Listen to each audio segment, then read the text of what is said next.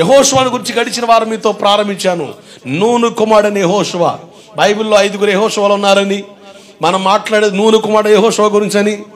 అతను యవ్వన ప్రాయంలో సేవకుడి దగ్గరికి వచ్చాడని, అతడు తన సొంత నిర్ణయం లేకపోతే దేవుని ఏర్పాటు కొరకు ఎదురు చూడలేదు.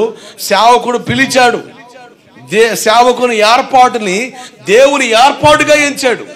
చూడండి ఒకసారి సంఖ్యాకాండం 11వ అధ్యాయం 28వ వచనం. సంఖ్యాకాండం 11:28. నూను కుమారుడు. మోషే ఏర్పరచుకున్న వారిలో, దేవుడు ఏర్పరచుకున్న వారిలో కాదు, దైవజనుడు పిలబడిన సేవకుడు ద్వారా ఏర్పాటులోకి వచ్చిన వ్యక్తి నూను కుమారుడు యెహోషువ.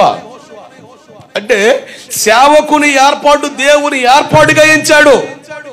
అయ్యా, దేవుడు నాతో మాట్లాడేదాకా నేను కాదు, కానీ కొంతమంది ఓవర్ భక్తి ప్రదర్శిస్తూ ఉంటారు.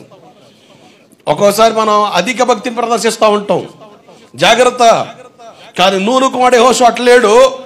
మోషే ద్వారా ఏర్పాటులోకి వచ్చాడు. ఎందుకు ఏర్పాటు చేసుకున్నాడు? 12 మందిలో ఒకడుగా ఉన్నాడు. ఎవరు? ఈ యెహోషువ. ఎందుకంటే కానాను చూసి రావడానికి. వేగుల వారి గుంపులో ఉన్నాడు. కాస్త చూసుకొని రావడానికి, తెలుసుకొని రావడానికి. అయ్యా నేను కాదయ్యా, ఇంకెవరినన్ను పంపు, నేను కాదయ్యా ఇంకొకటి పంపు అన్న డైలాగ్ యెహోషువ చెప్పలే. అది భాగ్యంగా ఎంచాడు. అది భాగ్యంగా ఇచ్చాడు కనుక మారు మాట్లాడకుండా ఏర్పాటులోకి వచ్చాడు. ఏర్పాటులోకి వచ్చిన యెహోషువ నమ్మకత్వం దేవుడు చూశాడు. సేవలు ఆశీర్వదించబడాలన్నా, మన భక్తి జీవితంలో దీవెనకరంగా మారాలన్నా, మన తరం దీవించబడాలన్నా, మన చేసే ప్రయత్నాలు లేకపోతే ప్రయోగాలు అసలు మనల్ని దీవెనకరంగా మార్చలేవు. మన తరానికి ఆశీర్వాదం తీసుకొచ్చేది ఒకటే, నమ్మకత్వం.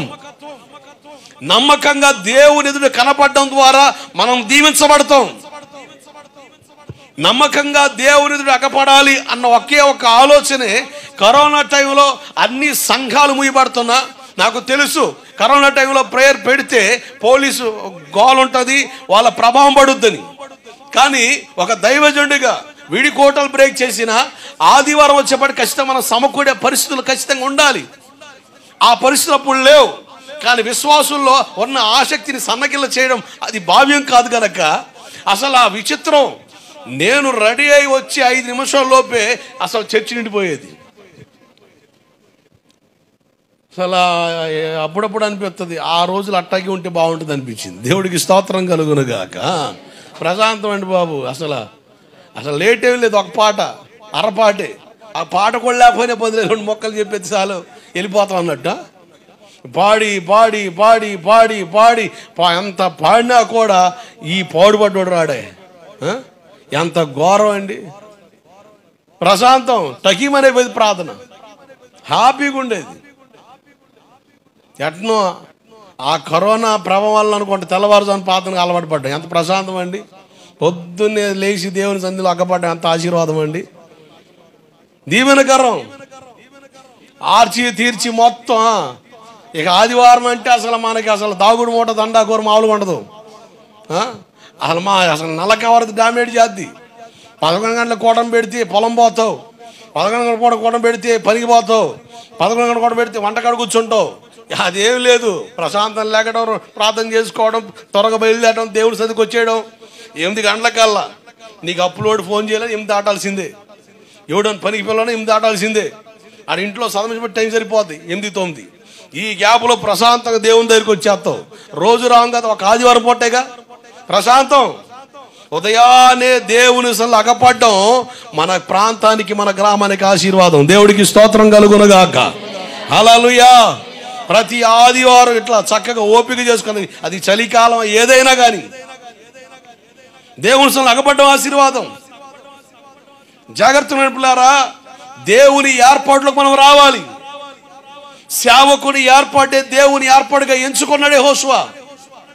నమ్మకత్వాన్ని చూశాడు. నేను గ్రహించింది ఒకటే, సేవలో మన టాలెంట్స్ లేకపోతే మన ప్రయత్నాలు, మన ప్రయోగాలు మనల్ని దీవెనకరంగా మార్చవు, కానీ నమ్మకత్వం అంతే.